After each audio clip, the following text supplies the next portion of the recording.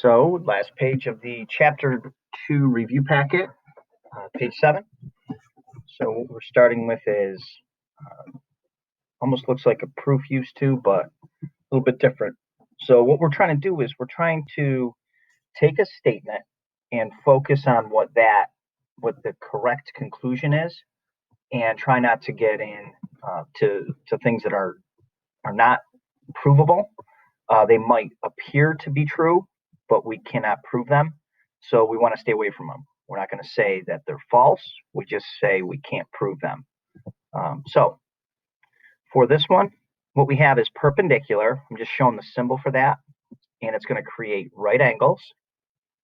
So perpendicular segments create right angles, and all right angles are congruent. So what's going to happen is that's going to make 3 of these statements true. Okay, ZAE is going to be the same as EAT because those are both right angles, and all right angles are congruent. It's going to make triangle EAT a right triangle. Oh, there is only 2 that are going to be true then.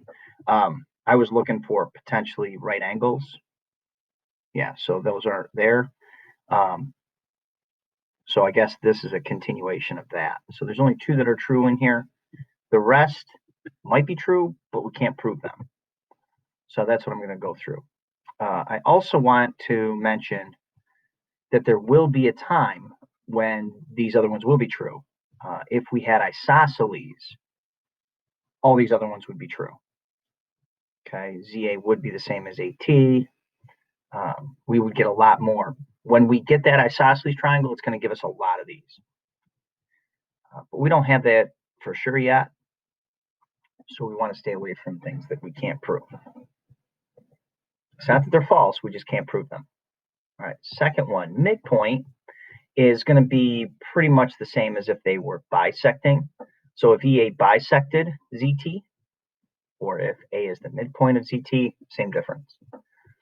You're going to get ZA the same as AT, and please make those markings immediately to show those are congruent.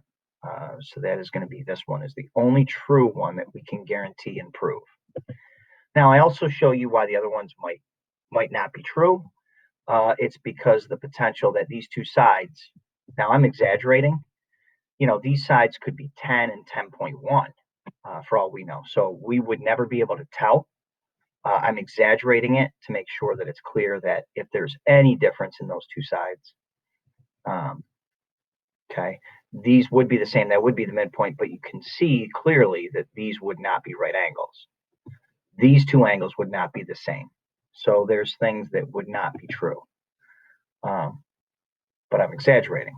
These look really close. So I could see why these other ones could be mistaken for true. So we are not sure about those being congruent.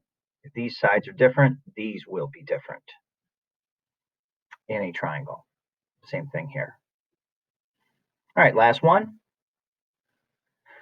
Okay, when you bisect an angle, you get 2 congruent angles. I'm going to mark those right away. That's what I want to see from students, is marking those. Now, we've said this in class, please make them offset. Let's not use one big arc in both of them. That's a little misleading. Use the same number of arcs, but pull one out further than the other. Okay, what's going to get us, what's the direct conclusion from this statement is that angle ZEA is congruent to angle TEA, which is that one. The rest we cannot be certain of. So that's what we're going to go through here. I'm going to show you some different things about, again, exaggerating how far apart these really are. So these 2 sides would be different if these 2 sides are different. Okay, those 2 angles, they won't be right angles, so they'll be different. So nothing else will be true. And that's it for the review packet for chapter 2.